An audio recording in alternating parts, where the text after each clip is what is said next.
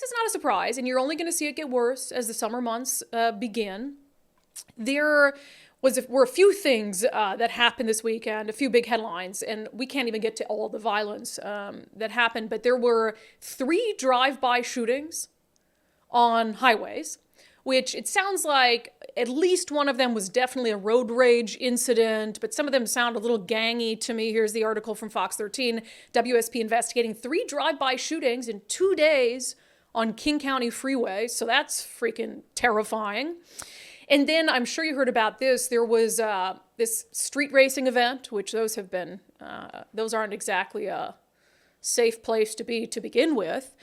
This happened in Kent, and there were 5 people injured in a shooting at this illegal street racing event. And there's some video. The guy commentating in this video is an interesting fella. He doesn't seem too terribly concerned that there's gunfire all around him. Here's this video from the scene of this shooting at the street racing event.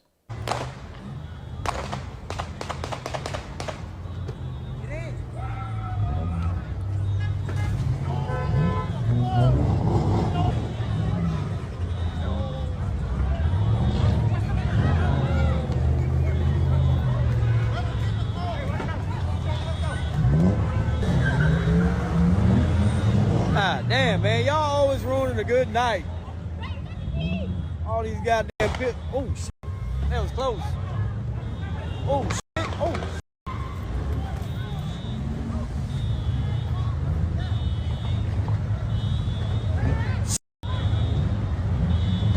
Where my security at? Where's the security at? You mean police, who Democrats scared away from the state with their vitriol? Yeah, that's where the security is at. I also have to laugh at him like, oh, you guys know how to ruin a good time. Okay. Was it really a surprise that somebody committed a shooting at this event? There was also, and this is very serious, so I shouldn't joke around, there were 2 women, female bartenders in Federal Way who were shot and killed leaving work overnight, Saturday into Sunday. So that's horrifying. There was also a guy who was injured, did not die. 3 suspects sought after South Seattle 7-Eleven robbery, robbed at gunpoint. There was a guy shot, I think this was in Everett, right, Nicole? Was it Everett? Yeah. With the police shooting? Yes. Man shot and killed after opening fire on officers who were trying to serve him a warrant in Everett. And the reason I'm detailing all of these, and I read the comments, and it's so funny how you guys, we're like on the same wavelength, because I'll be thinking something and then I'll read the comments and it'll be exactly what I was thinking. I thought that when they banned so-called semi-automatic assault rifles on an emergency basis in Washington state, meaning that's the law right now, that was going to improve this quote-unquote gun violence. You know, lawmakers in Washington state, even though it's just blatantly unconstitutional, saying, oh, we need to get rid of these weapons of war, we need to make sure people don't have these in our communities, and they passed it on an emergency basis with the thought that it would help right away, right? If it's an emergency and you're going to sign it into law, and the moment the governor signed it, it's supposed to help things. It's not going to help anything. And look, could a ban on AR-15s, on the future, sale and purchase of AR-15s, could it help prevent a shooting, a mass shooting in a public place at some date and time uncertain at some point? Maybe. I can't predict the future. I can't predict what would have been, could have been, might be. What I can tell you is that we have shootings happening that are killing people right now. And we've had these shootings happening that are killing people for the past several years at increased frequency.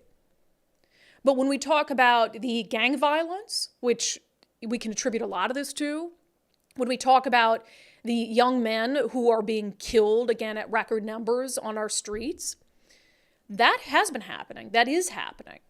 That's not some hypothetical situation.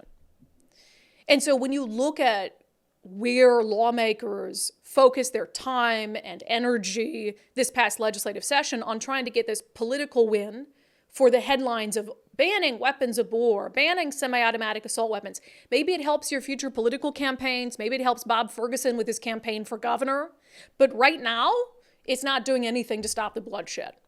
It's not doing anything to stop the shootings and the killings that are happening with increased frequency on our streets. It might make you feel good, made you feel really great about yourselves. And again, might there be in the future an instance where someone would have committed a mass shooting, but they can't because they couldn't buy one of these weapons? Sure. But again, I don't know. I can't tell the future. I don't know what would have happened in some alternate reality. But you are completely disconnected from the reality that we're living in right now.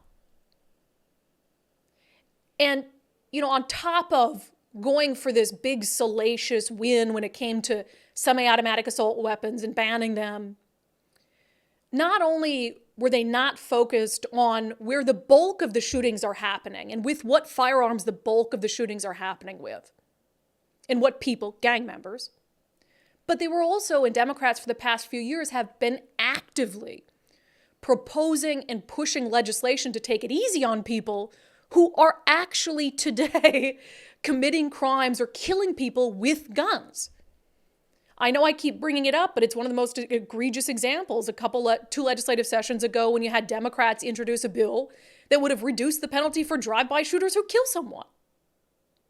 So again, you can ban all these weapons of war on an emergency basis while completely ignoring the active crime emergency and contributing to it getting worse. It's just so completely disingenuous. So whenever you have, and even if you think that regular citizens should not have access to, as an example, an AR-15, even if you believe that, and I know there are some people watching and listening who do, that does not jive with the other actions that they're taking or not taking when it comes to preventing deaths that are caused by someone with a gun. So if you care about quote unquote gun violence, you should be demanding to know why elected leaders aren't doing more to address the more common occurrences of shootings and killings. Because mass shootings are incredibly rare, as much as they take up so much of the attention from the news media. And look, they're incredibly serious and sad. And I think there's a lot going on in this country that has contributed to them, including the mental health crisis of youth. And it's not that I think that we should be ignoring mass shootings, but we know that they account for an incredibly small percentage of people who are shot and killed with guns in this country. And to have Democrats not only actively ignoring those other instances because they don't create the big flashy headlines, but actually proposing and passing legislation that makes it less likely that people who kill someone else with a gun are going to be held fully accountable for that. I'm sorry, but that's incredibly disingenuous. It's not a political issue. It's not a party issue. And so to me, again, I think if you're a true advocate for public safety, you're a true quote unquote gun control advocate, or you want to reduce shootings, you really ought to ask lawmakers what's going on there, because there's just no moral consistency.